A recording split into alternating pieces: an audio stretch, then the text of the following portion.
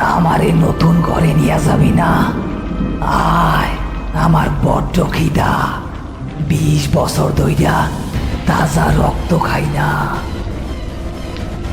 লাশটা সাপের মতো মাটিতে বুক ঘেঁষে রতনের দিকে এগুতে থাকলো। করিম আর এক মুহূর্ত দেরি করল না। সে তার হাতে থাকা লোহার ধারালো কোদালটা তুলে সর্বশক্তিতে লাশটার বাড়িয়ে দেওয়া হাতের ওপর কোপ বসিয়ে দিল। ইয়া আল্লাহ!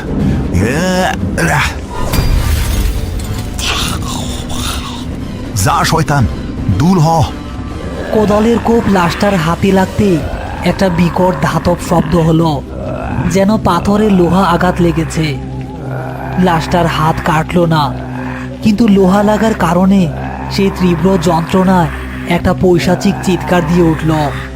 শব্দটা এতই তীক্ষ্ণ যে রতনের কানের পর্দা মনে হয় ফেটে যাবে। এই সুযোগে করিম রতনের কলার চেপে ধরে হ্যাঁচকা টানে তাকে দাঁড় করিয়ে দিল।